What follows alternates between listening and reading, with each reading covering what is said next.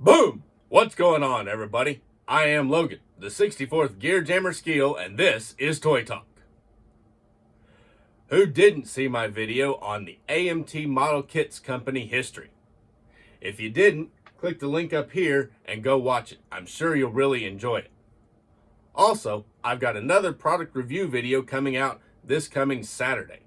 So go on and hit that red subscribe button and ring the bell next to it. That way you're notified of all of my future videos and you won't miss a single one. Freightliner Trucks was late to come to the party in building conventional trucks. It wasn't until 1974 that a truck with a hood bared the Freightliner name. Until then, every truck that Freightliner made was of a cab-over engine design. The WFC120 changed all of that for Freightliner when it was debuted in 1974. And it was continued up through 1976 when it was replaced by the FLC. The FLC and the newly designated FLT cab-over truck were debuted in 1977 when the agreement for distribution between White Motor Company and Freightliner trucks was dissolved. These two models were largely the same as their predecessors, with updates to follow into the 1980s. The FLC model got an update in 1984, where they molded the headlights into the front fenders instead of hanging them off the edge of the grille. This gave the FLC a much more aerodynamic look. Then the FLC was discontinued for the 1986 model year, with the introduction of the FLD and FLD Classics for the 1987 Freightliner Trucks product line. AMT. Back in the day, they made some super nice kits. And guess what? Under round 2, they're still producing those vintage kits, and they brought them back. And not to be left out, they brought out the Freightliner FLC tractor. This is a 1984 to 1986 version because of the molded in headlights into the fenders. Prior to that, they had those headlights that were hanging off the grille. So now this is an 84 to 86 model. The model kit is in 1/24 scale, which is standard for their semi trucks. AMT used vintage packaging styles. They just took the artwork from the back in the 80s and the 70s on their model kits, and they started reusing it today, which is kind of cool because back then they used all hand-drawn artwork for the model boxes. That way you actually got a skilled artist who drew this packaging instead of just taking a photograph. It gave a good representation of what you could build, not what was in the box. The model kits really were up to your imagination, unlike these pre-built models of today where we know exactly what we're getting in the box. Back then, you knew what model it was, but the paint scheme was pretty much up to you and your imagination. Now, let's look at the rest of the box.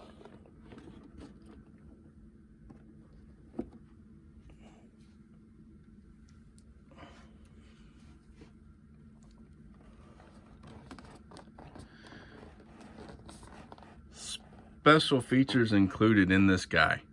You get a steerable front axle, and it runs on very nice soft rubber tires with a perfect representation of a bias ply tread pattern, which was standard back in the day on semis. Radials came in a little bit. Radials were coming in at this time, but the bias plies were still king of the road. It has plated 10-hole Bud style wheels, front and rear, and it has many other chrome parts, including the air horns.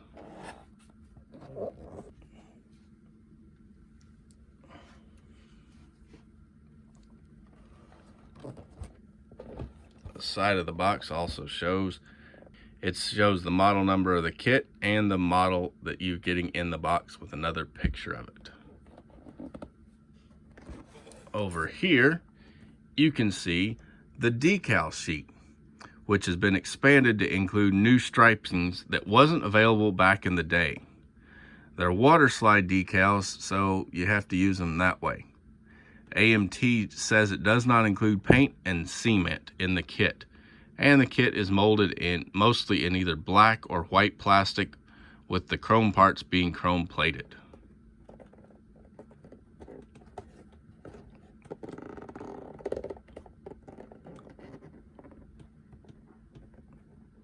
And this model features a deep tapered bumper with driving lights and license plate holder, a tilting hood so you can see the engine under the hood, a very, very nicely detailed interior with a 34-inch sleeper behind it.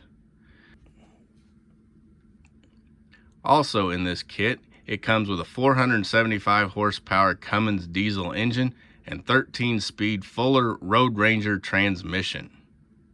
Isn't that sharp? That's the way you can build this model.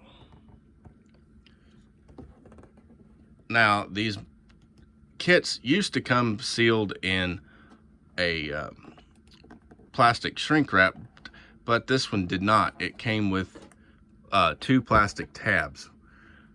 That's what sealed it together, so you knew that it was still sealed and no parts were missing. Now that we've gone on and opened and taken the lid off the box, you can see the interior, all the components. Get your wheels, your tires, multiple parts bags. And I'll take those out and we can look at them one at a time. Hopefully it won't fall over on me. There we go. And here's the tires. You've got 10 very nice molded tires.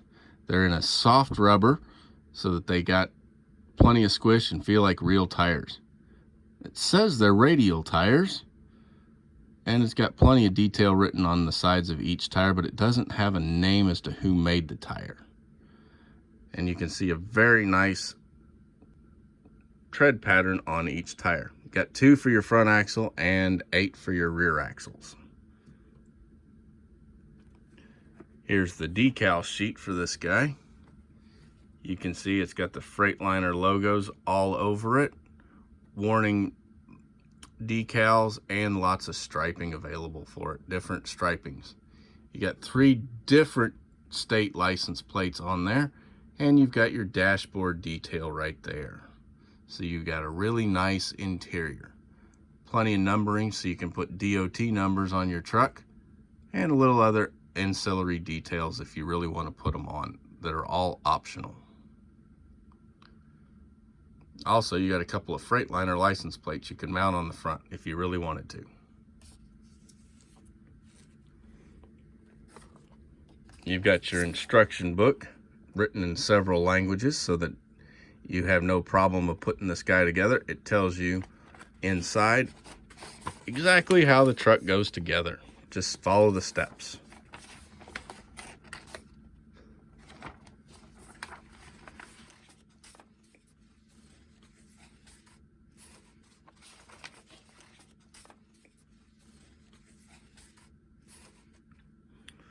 First packet we have here is the chrome plated parts. These are all the parts that are the chrome plated so that you can actually see them, the bright flash on the trucks. Your visor, your wheels, fuel tanks, antennas, roof bullet style head clearance lights, steps, exhaust, quarter fenders, your air intakes, or your air intakes and your air cleaners, and your grill, plus that nice chrome bumper down there. Lots of nice chrome to make sure this truck really stands out.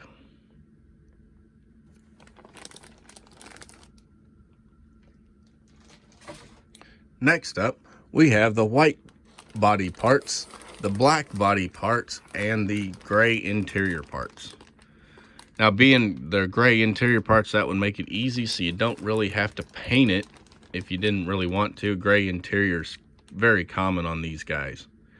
Now all these white parts, they were intended for you to paint them. That way it comes out the color that you want the truck to be.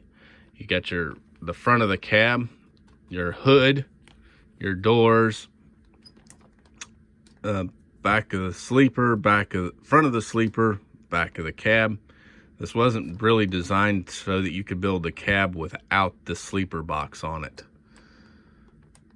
Then you see the gray parts.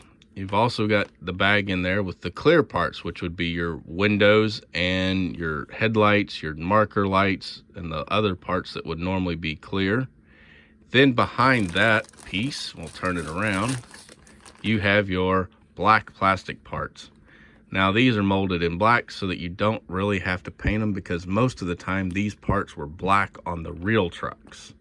Rarely were these painted another color. So they saved you the painting process right here by giving you black parts to begin with for your frame, your differentials, under suspension, and all of those components. No point in painting those, they're already done in black.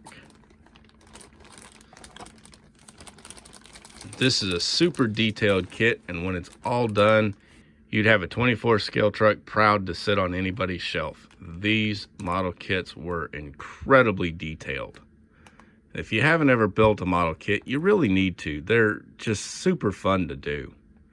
So go on, give a model kit a try one of these days. That is the AMT Freightliner FLC model kit. Wouldn't that model kit be fun to build in 1/24 scale? AMT was incredibly meticulous with their designs to make sure that their models were built to scale. And to go along with that, I've got a great report created on scale. It talks about all the most popular scales for model cars and trucks that they're built in. So go on and grab a free copy down at the link in the description below. And as always, please like, comment, subscribe, and ring that bell to get notified of all of my future videos. And please go on and share this video on your social media with your friends. Thanks for watching. I'm Logan, the 64th Gear Jammer Skeele, and this is Toy Talk.